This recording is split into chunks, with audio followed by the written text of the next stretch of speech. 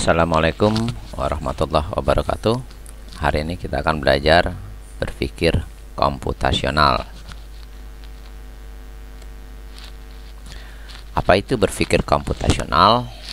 Yaitu sebuah konsep bagaimana menemukan masalah yang ada di sekitar kita, memahaminya, kemudian mengembangkan solusi yang inovatif dengan bantuan perangkat teknologi. Meskipun begitu, konsep berpikir komputasional dapat juga diterapkan dalam berbagai bidang kehidupan manusia, seperti ekonomi, sosial, bahkan di rumah sehari-hari pun kita bisa menggunakan konsep berpikir komputasional. Tidak selalu berhubungan dengan komputer atau teknologi. Kenapa perlu belajar berpikir komputasional?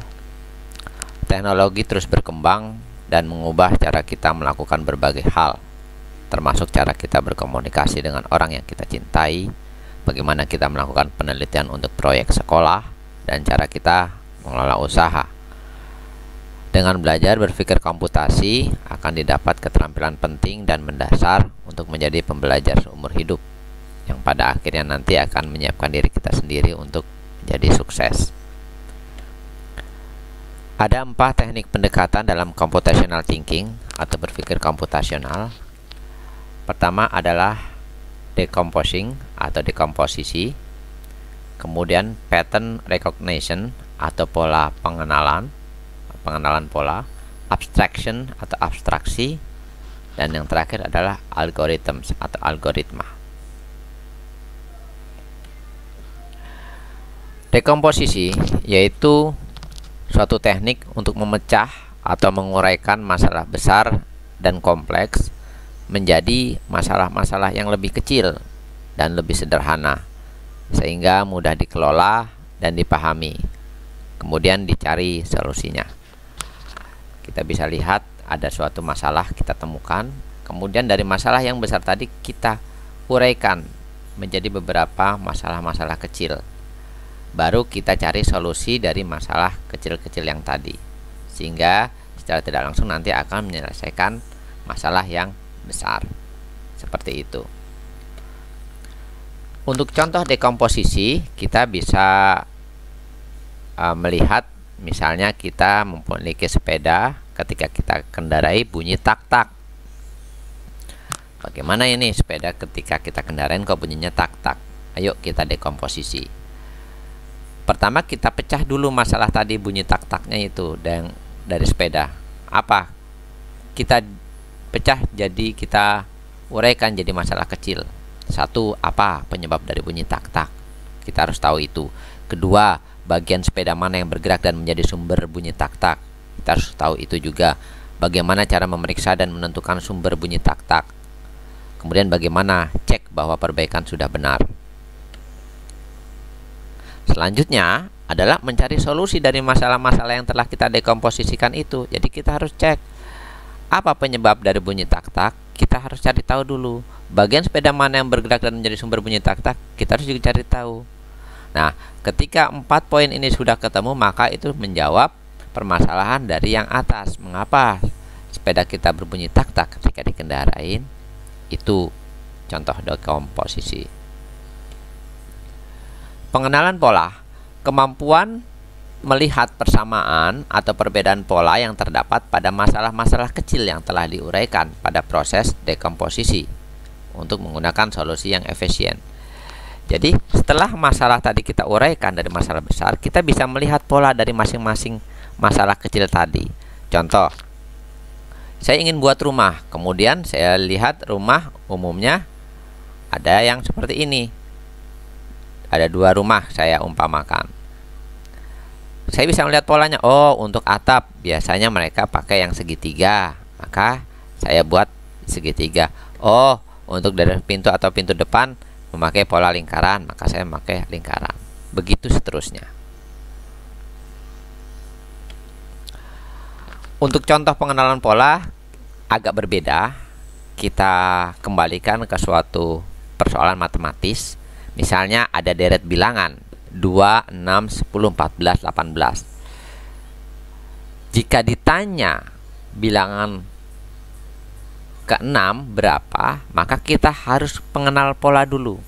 2, 6, 10, 14, 18. Kira-kira polanya apa? Ya. Maka ditemukanlah polanya. Ternyata setiap bilangan ditambah 4. Dimulai dari angka 2. 2 tambah 4, 6. 6 tambah 4, 10. 10 tambah 4, 14. 14 tambah 4, 18. Ini polanya. Berjumlah 2 sehingga dapat diketahui bilangan ke-6 adalah 18 ditambah 4. Jadi 22.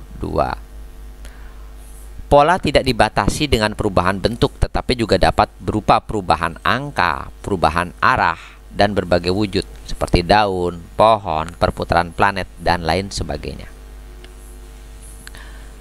Kemudian abstraksi.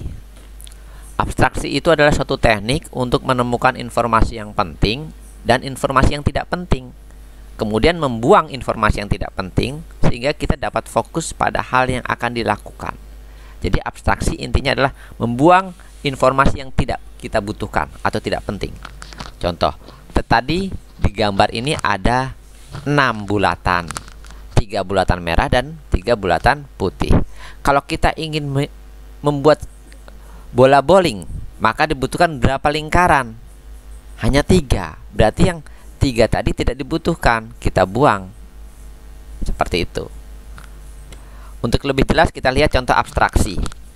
Misal ada rumus luas persegi panjang P kali L, panjang kali lebar, maka ditanya berapa luas persegi panjang ABCD.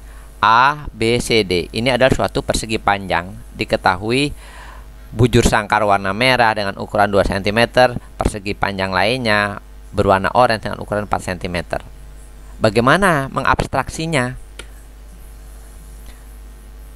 Berdasarkan rumus luas persegi panjang, maka informasi yang penting adalah nilai panjang dan lebar. Hanya panjang dan lebar dari persegi panjang ABCD. Sedangkan warna bangun tidaklah penting. Sehingga kita bisa fokus pada informasi yang penting saja. Maka didapatlah luas persegi panjang ABCD, panjang kali lebar. Panjangnya adalah 4 ditambah 2 dikali 2. Sehingga luasnya adalah 12 cm persegi. Jadi kita buang informasi yang tidak penting apa? Warna. Karena kita tidak butuh warna. Karena yang dibutuhkan adalah untuk mencari luas, maka dibutuhkan panjang dan lebar saja. Selanjutnya algoritma, yaitu suatu teknik untuk mengembangkan langkah-langkah atau aturan-aturan yang harus dilakukan untuk memecahkan masalah yang ada. Langkah-langkah ini nanti akan digunakan untuk memprogram komputer untuk membantu menyelesaikan masalah yang kompleks dengan cara yang terbaik. Bahasa gampangnya kamu buat urut-urutan caranya sehingga masalah itu selesai. Jadi misalnya kamu pengen buat nasi goreng, kamu buat tulis urut-urutannya apa saja, maka bagaimana supaya jadi nasi goreng. Contoh, untuk algoritma ada 2 bentuk penulisan, bentuk flowchart atau pseudocode. Pseudocode. Nah, flowchart atau pseudocode. Bentuk flowchart seperti ini. Diagram alur. Nah, ya. Sedangkan pseudocode itu tulisan, teks. Jadi ada 2 bentuk algoritma, flowchart dan pseudocode. Nah, sekarang kita pelajari apa itu flowchart. Flowchart adalah diagram yang mewakili kumpulan dari instruksi-instruksi. Flowchart itu adalah program atau diagram yang mewakili kumpulan dari instruksi-instruksi. Jika program atau tata cara yang kita tulis banyak percabangan, maksudnya percabangan itu ya atau tidak, akan lebih mudah dipahami jika kita menulisnya dengan flowchart.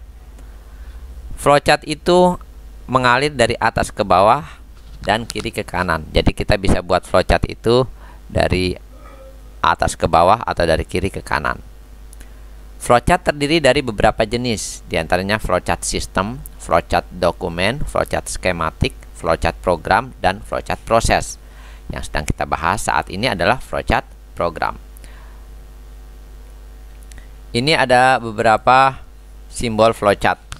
Perhatikan simbol terminator, permulaan, end, start, end, pakai ini simbolnya, alur urut-urutannya.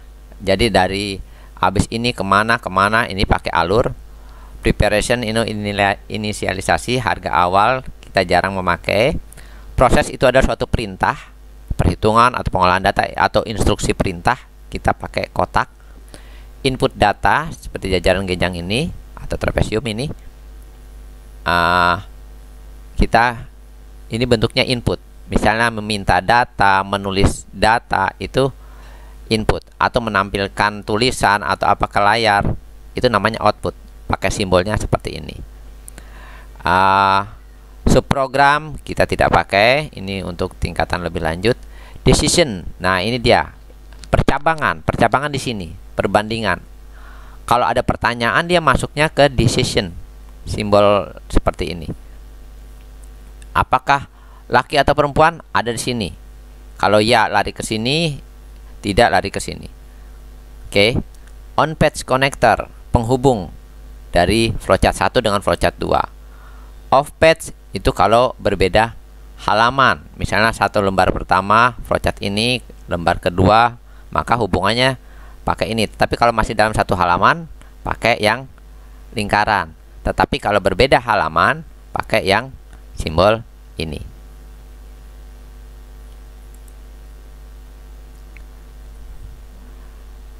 Perhatikan contoh flowchart. Terminator mulai, selesai. Input, decision, proses. Start mulai, input data KTP, kemudian ada decision, pertanyaan, sakit, apakah sakit? Kalau ya, buat alur perintah, cek dokter, perintahnya, instruksinya adalah cek dokter. Tapi jika tidak sakit, maka isolasi diri. Selesai. Ini flowchart. Ada flowchart yang agak lebih rumit, misalnya seperti ini. Kita mulai, masukkan bilangan bulat. Ini input, proses, bilangan dibagi 2 dengan operasi sisa bagi. Apakah sisa baginya 0? Nah, ini ada decision. Kalau iya, masuk, tampilkan genap. Jika tidak, tampilkan bilangan ganjil. Jadi ini untuk menentukan apakah angka itu bilangan genap atau bilangan ganjil, flowchartnya seperti ini. Mulai, masukkan dulu bilangannya. Misalnya saya bilangan 2, kita bagi 2, apakah ada sisa bagi? Ternyata tidak. Tidak ada tidak bagi adalah genap. Ya, jika masih ada sisa bagi, ganjil. Jadi seperti itu. Pseudocode.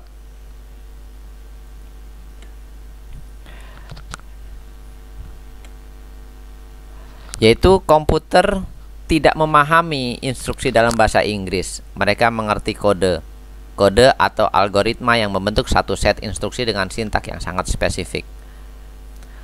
Tetapi sebelum menulis kode yang komputer akan pahami, biasanya kita diarahkan untuk menuliskannya dalam pseudocode dulu. Sedangkan pseudocode sendiri adalah rangkaian instruksi yang menggambarkan langkah-langkah untuk menyelesaikan masalah. Pseudocode bukan sintak program dan bukan bahasa pemrograman tertentu. Setiap baris algoritma ditulis dalam barisnya sendiri dalam rangkaian perintah-perintah. Untuk memudahkan pembacaan, biasanya perintah dituliskan dengan huruf kapital, variabel ditulis huruf kecil, dan pesan dalam kalimat. Input ditulis dalam kalimat tanya atau perintah. Perhatikan di sini istilah pseudocode. Untuk instruksi selesai, stop, end. Mulai biasanya begin nanti. Instruksi kondisi, jika A terjadi maka lakukan B, jika tidak maka lakukan C. Kita pakai if, else, then. Instruksi memasukkan atau menampilkan data, input, output. Input memasukkan, output menampilkan. Instruksi menyimpan nilai adalah store atau save. itu adalah beberapa istilah pseudocode yang biasa digunakan untuk menulis urut-urutan langkah program atau urut-urutan solusi yang kita buat. Output ditulis biasanya dalam pesan di layar. Oke. Contoh pseudocode. Tadi kita dari flowchart kita buat pseudocode-nya. Begin, mulai. Input data KTP. If, jika sakit. Then, kemudian cek dokter. Selain itu, jika tidak sakit, atau else jika tidak sakit, isolasi diri. N. Ini pseudocode-nya. Ini terjemahan dari flowchart yang pertama tadi.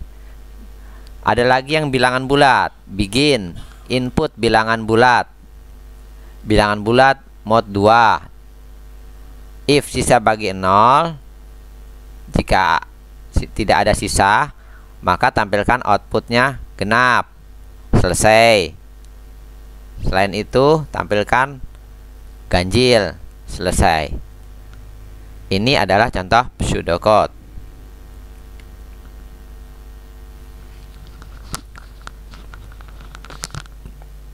Tahap selanjutnya, setelah tadi penggunaan algoritma, kita lakukan evaluasi. Evaluasi yaitu proses untuk memastikan bahwa solusi yang diberikan berupa algoritma dapat bekerja dengan baik dan melihat kemungkinan apakah solusi yang berupa algoritma tersebut dapat ditingkatkan. Cara ngevaluasinya yaitu periksa algoritma yang sudah kita tadi susun urut-urutan langkah-langkahnya, apakah mudah dimengerti. Itu yang pertama. Kedua, apakah sudah lengkap. Yang ketiga, apakah efisien? Efisien itu hemat, dalam arti tidak banyak sumber daya yang kita pakai, itu efisien. Kemudian apakah sesuai kriteria desain? Maksudnya sesuai nggak dengan hasil nantinya? Seperti itu. Contoh hasil evaluasi misalnya. Setelah dari algoritma kita cek, kemudian dengan detail kita evaluasi, hasilnya misalnya oh ternyata hasilnya tidak dikomposisi dengan benar. Maksudnya apa? Pada proses dekomposisi masih ada yang belum didekomposisi. Jadi ada masalah besar yang belum didekomposisi. Misal tadi pada masalah bunyi tak-tak, kita belum dekomposisi bagaimana cara perbaikannya, tapi kita justru malah sudah membahas bagaimana cek perbaikan sudah benar, sedangkan kita belum dekomposisi bagaimana cara perbaikannya. Kemudian jika hasil evaluasinya tidak lengkap, misalnya ternyata itu ada bagian permasalahan yang belum diselesaikan. Misal tadi bunyi tak-tak, ada satu yang belum kita dekomposisi, yaitu bagaimana cara perbaikan. Maka nanti algoritma yang dihasilkan pasti belum selesai, akan ada sesuatu yang salah. Makanya ada bagian permasalahan yang belum diselesaikan. Tidak efisien. Nah tadi saya bilang, ketika langkah-langkah tadi dijalankan, apakah menggunakan sumber daya yang lebih banyak atau tidak? Kalau lebih banyak, bisa nggak dihemat? Seperti itu. Dan yang terakhir adalah tidak sesuai dengan desain. Maksudnya bagaimana? Misalnya langkah-langkah tadi atau algoritma tadi yang sudah kita buat, kita masukkan nilai bilangan bulat 2 misalnya, tetapi hasil yang tampil layar adalah bilangan ganjil.